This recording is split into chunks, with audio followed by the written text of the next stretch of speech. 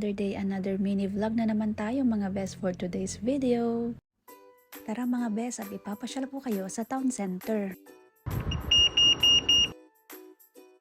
Lunes ata yung araw na to kaya konti lang ang tao. Yan ang simbahan dito mga best. Yan nga pala yung bus stop mga best. May oras yung mga bus dito tapos may mga designated stops sila. Kaya hindi pwede dito yung magpapara ka lang kung saan mo gustong bumaba.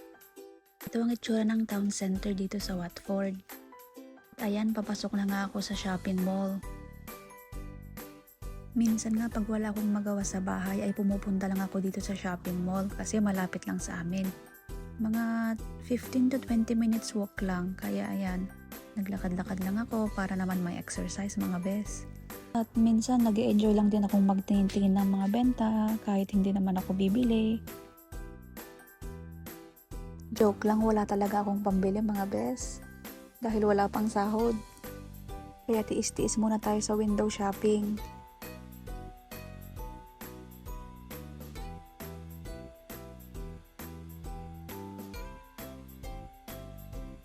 Tara, pasok naman tayo sa Marks and Spencer's mga bes.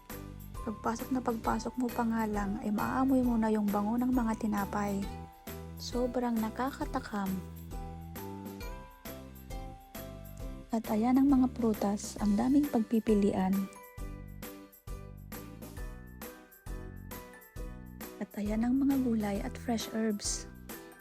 Ito nga ang pinaka-paborito kong tingnan, yung mga bulaklak. Diba? Ang gaganda at ang fresh. Kaya pati nga ang presyo ay maganda rin. Tignan nyo naman.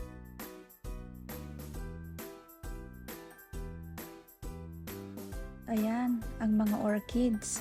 Ang daming pagpipilian at iba't ibang mga klase talaga. Lahat magaganda. Buhay ang mga yan ha, hindi yan plastic na kagaya mo. Joke lang.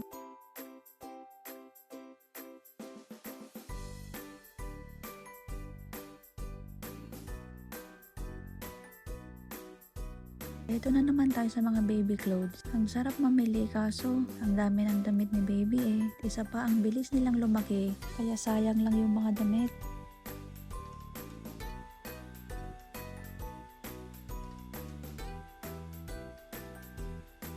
Ganito pala ang pagbabayad dito ng groceries. Self-service.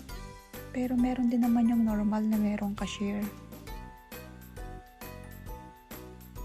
At ayan nga ang very iconic na double-decker bus. Parang 2 beses pa nga lang akong nakakasakay sa ganoong bus mula nung dumating ako dito. Parang usual bus lang din naman siya kaso mas kita mo lang yung view kapag dun ka sa taas umupo.